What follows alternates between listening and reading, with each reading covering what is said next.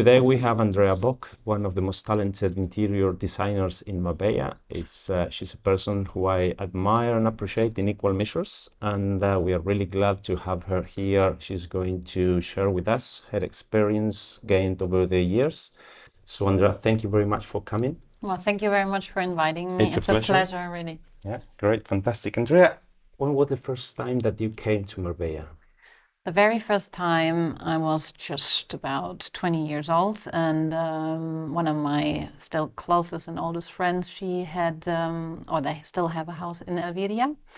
And we came there with a bunch of friends, and I really loved the place. I mean, what is not to love about it? It's beautiful weather, the ocean directly down to your feet, so it was beautiful.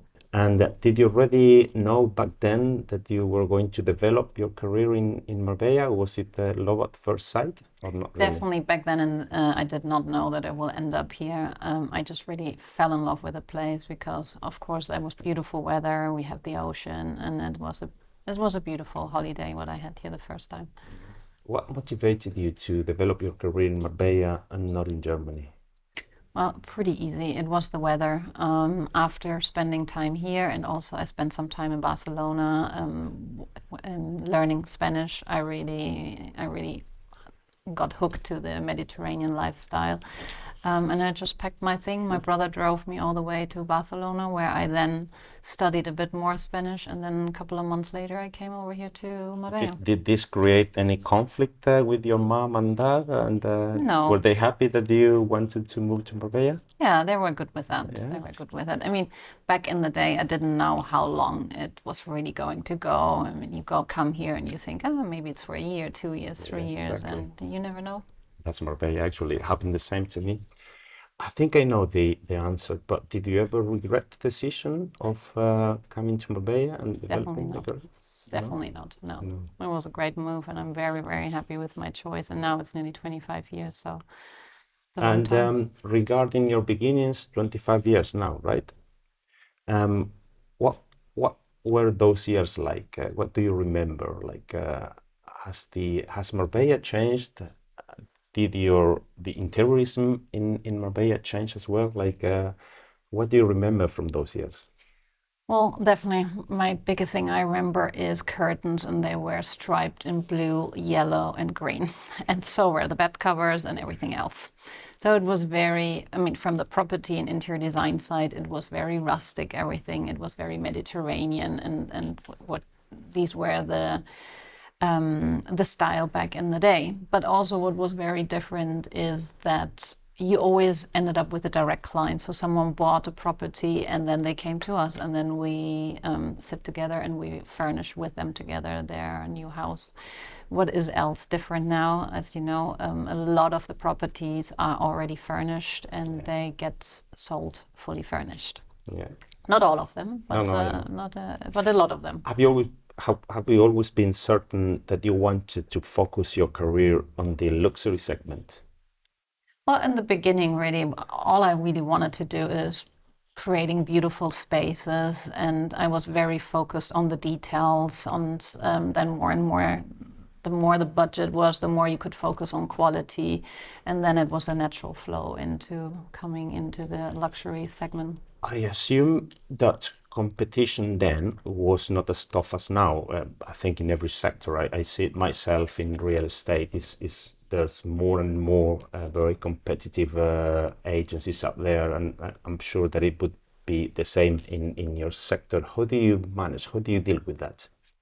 Well, I live after a philosophy that I really always focus on what I can control, and what I can control, how I can get a better service to my clients, how can we improve our workflows, how can we improve the whole experience to the client. And I think that is always what I have focused on all these last 25 years on, and not too much what is happening with the other companies. And have you taken inspiration in anyone in particular, either locally or internationally? I think you always admire in the world, you admire different architects or interior designers, and you like their style, and they may inspire you, but also you get obviously very inspired through travel throughout the world to going luxury hotels, etc. So that is also very inspiring. But at the end of the day, not everything what you see and you like with them you can translate into your own designs, because maybe you have a very different clientele with different wishes. So but yeah, inspiration comes everywhere, really. Yeah. Every To little hear detail. that. Andrea, I imagine the road to the top is really hard, and staying up there is even harder. What's the secret behind your success, and also what percentage of what you do is talent, and what percentage of what you do is effort and dedication and Well, I think talent is very important, very, very important, but I think talent alone doesn't cut it. So you really need to put a lot of effort and focus. And for me, the most important thing since I started was really the outcome. I wanted to have a super happy client. A happy client is not only because it looks good, because it came into budget and it came within the time frame we promise. And I'm very adamant with my entire team to focus on that. For example, I have in my team 3 people. All they do, there's chasing all day long the suppliers up, making sure that everything is ordered, they receive the payments, and that everything comes in time. It gets immediately checked, looks at the right thing, it's not broken, and then it gets put in its bay and it waits till the property is ready for delivery. And that is maybe something not every company has, 3 people only focusing on that. German way. I assume that when you hire someone, you also, I mean, like you don't only look for talent, but also you try to see or to perceive if that person has your level of effort and dedication, right?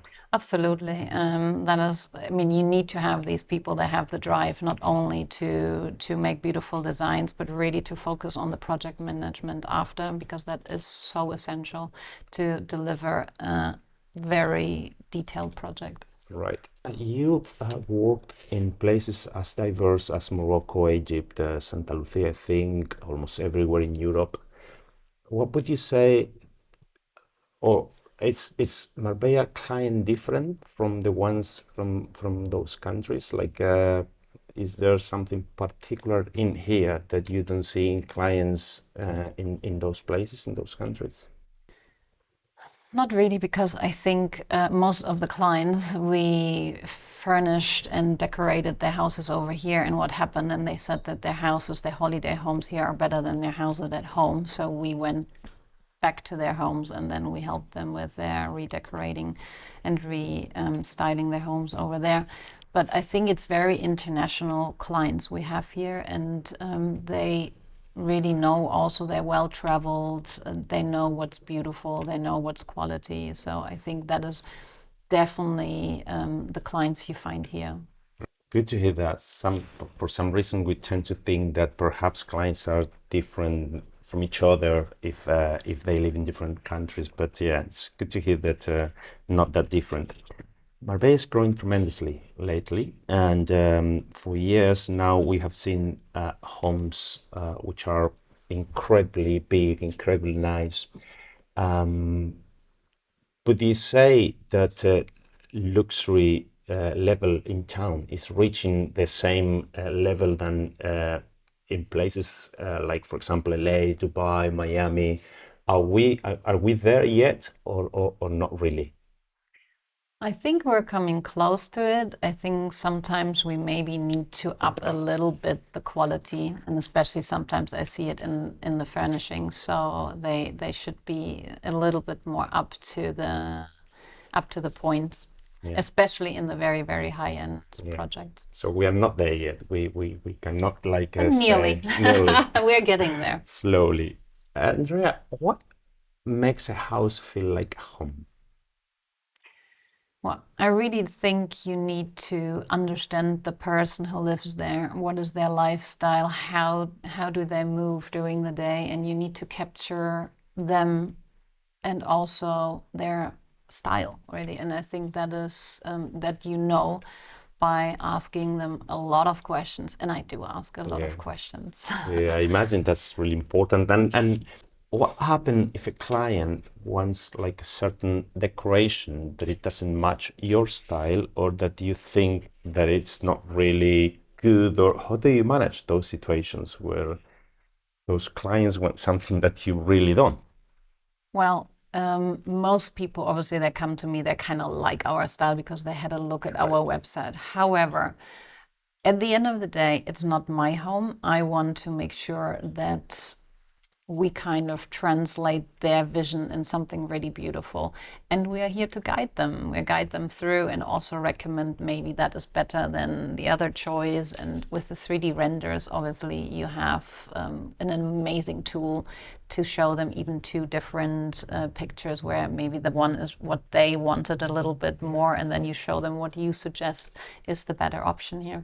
And then normally when you suggest something, like they go with your tip, right? Like they accept your suggestions most of the time. Mostly. I mean, you do have also these days, obviously, due to Pinterest and due to all these and social media, they're coming, compared to back in the day, they're coming with so many more ideas.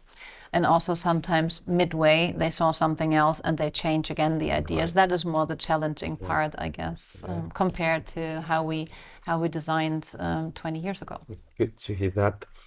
Andrea, did COVID change what buyers want from a luxury home? Did you see any particular change? There's a pre and post COVID in interiorism. Definitely. I think everyone focuses more on being comfortable. It is that they want comfort in their home. They also, of course, they want now home offices. Home office is a big thing, really, because everyone was expecting maybe there would be another lockdown where they have to work from home, and they want it all beautiful because everything is now Zoom or team calls, etc. So the background needed to be beautiful. So that was a big change. And also spas, home spas, wellness. People spend more money than before. Exactly. And also on terraces. So definitely that was more the focus on them having comfort and really be able to stay there for a longer period of time if necessary, and feel really, really good. Yeah. And do different nationalities want different things?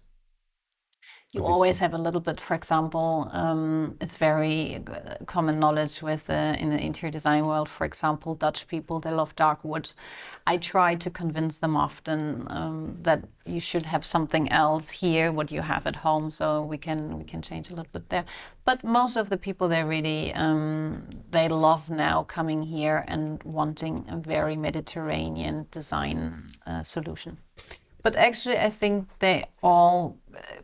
The trend has become very towards a contemporary style with a Mediterranean soul, I would say. So I think a lot of the people also now, they want to feel the difference when they come here and they come for their holidays and they unpack. They don't want to have the same look and feel what they have maybe in Stockholm in their home over there.